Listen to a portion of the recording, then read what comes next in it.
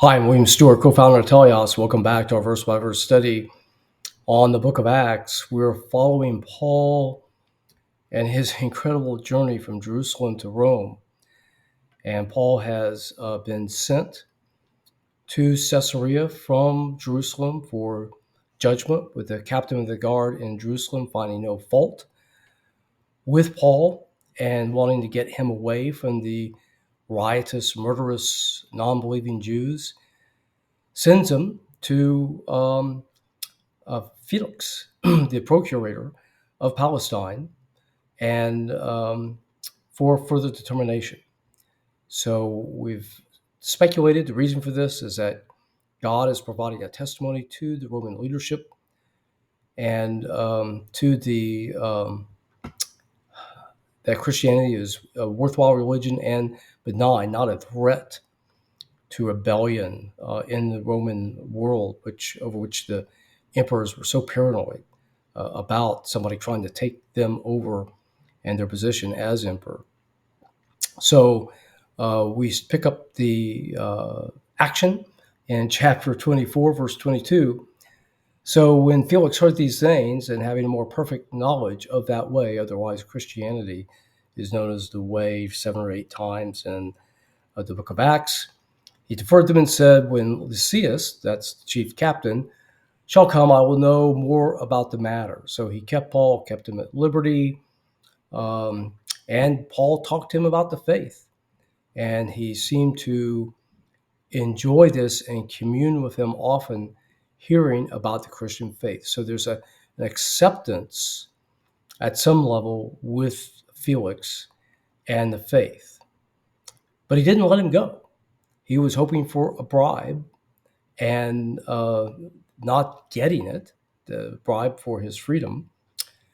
He left him there, and also as a favor to the Jews, down in verse 27 at the end of the chapter. So again, we're seeing, we talked about before that in a sense, Paul, and again, this is controversial, perhaps modeled the pain and suffering of Christ at his trial.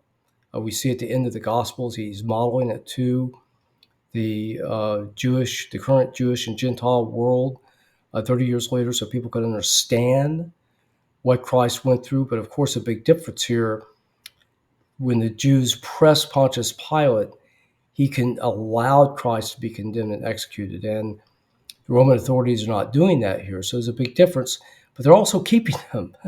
They're not letting him go, showing the corruption of the Roman world, which was so prevalent, especially after the fall of the Roman Republic when Julius Caesar became the first dictator, and then later the Augusti, if I say that right, starting with Caesar Augustus. And so no surprise that he wanted a bribe. And but Paul would not give this. I don't think he really had the capacity. So then to Acts 25, we start in verse 1. Festus then came to be the next procurator. He was procurator in 59 to 60, taking over from Felix. And he went up to Jerusalem and listened to the chief priests. So after 2 years, the chief priests, they were so mad at Paul, they remembered him and brought the issue up to Festus and wanted him. And Festus goes in verse 4, we're going to keep him in Caesarea. When you're able, come down and you can tell me your problems with Paul at that time. So they tarried there for a while, 10 days. In verse 6, when they came down to Jerusalem and told Festus many terrible things that Paul did and was. But of course, they could not prove it. So Festus then asked Paul, and he gave his defense, saying whatever I did or who I am, I offended nobody at all. So Festus asked him, are you willing to go up to Jerusalem and, let them judge you?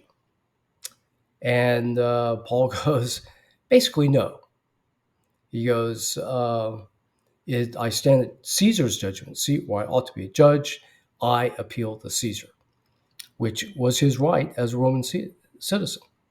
So Festus immediately replied, you've appealed to Caesar, and to Caesar you shall go. Of course, he was in Rome.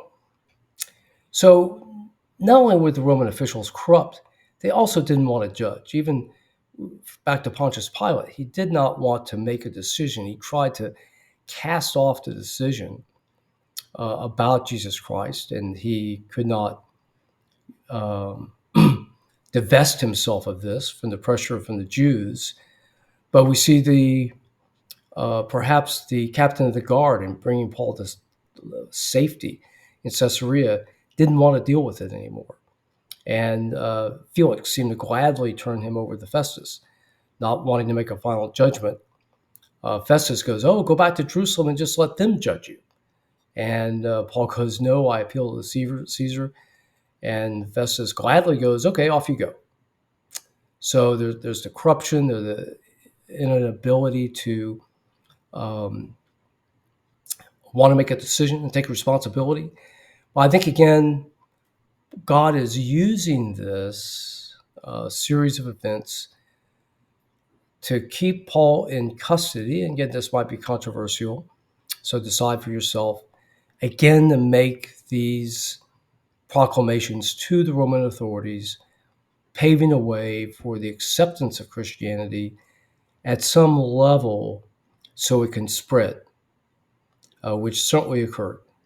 So he's using Paul in this new role and perhaps even manipulating events here to keep him in such a way to come to Rome, to the emperor, the highest level in the empire, the most powerful man in the world at that time. Think about it. If he hadn't gone there in custody, and we don't know what happened before Caesar, it's not recorded, but he probably never could have made a testimony to him.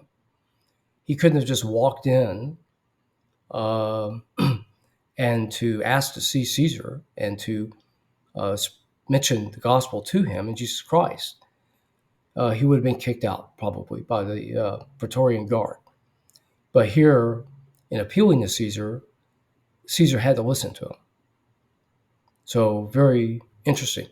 But it was important enough that Paul spent much of his last years of his life in this system going to Rome. As God promised, he would go to Rome, and he fulfilled that prophecy.